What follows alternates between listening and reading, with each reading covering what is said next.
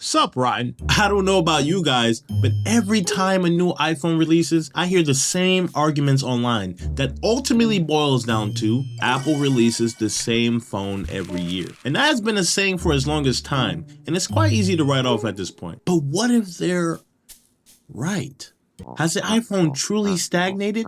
Let's talk about it. Just like how we should talk about you not subscribing yet. I hear if you don't subscribe, next year's iPhone won't even come with a screen. Imagine having that on your conscience. I couldn't do it personally. Since the iPhone 12's design refresh, many feel like Apple hasn't really done anything to make any of the models stand out. And I think that's such an interesting argument because I feel like Apple's the only company where people hold these standards. I don't hear these sort of complaints when it comes to the Android side. Hell, I even see a lot of Android users even saying that about iPhones. And in a way, I get it. In the beginning of the iPhone's life, every model was visually very distinct from one another. And with those releases came new features a lot of people haven't heard of before. And because of that, I think people have come to expect that sort of consistency forever. And guys, that's just not realistic. I mean, this had started way back in the late 2000s.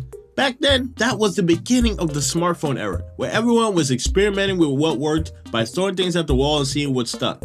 Once an industry matures, it's completely normal to use what worked before as a foundation and then gradually build on that. They'd rather spend their resources perfecting what is already good instead of completely starting from scratch every time. And that goes for other phone companies too. The most innovative things going on with phones right now are folding phones. And that's because it's still fairly new and companies are trying out interesting ways to go about it. And hopefully Apple will too one day. And it's not like Apple doesn't take risks. I mean, look at the Vision Pro.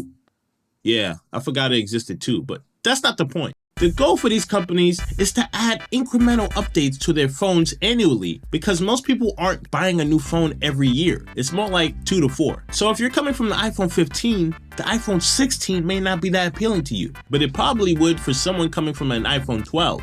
It's how these things work. However, for the sake of the argument, if you did come from an iPhone 12 to an iPhone 16, what would you benefit from with the cheapest iPhones in the lineup? Well, you'll be getting 30 more frames for recording at 4K, increased minimum storage from 64 gigabytes to 128 gigabytes from the iPhone 13, photographic styles and extended emergency SOS features from the iPhone 14, a 48 megapixel camera, dynamic island, and USB-C from the iPhone 15, and finally from the iPhone 16, you would get an A18 chip, action button, camera control, spatial photos and videos, and everything Apple Intelligence has to offer.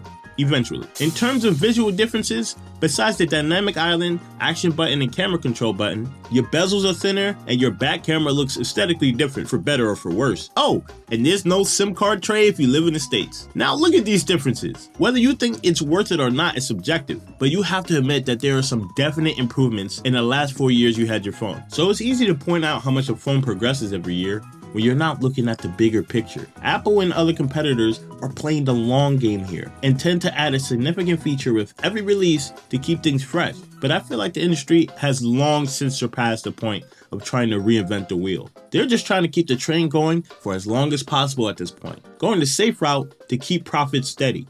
But hey, getting a new phone after you had the same one for years is always exciting, no matter what model it is. I went from an iPhone 11 to an iPhone 14 Pro recently, and man, that promotion alone makes it worth it for me. Everything's so smooth.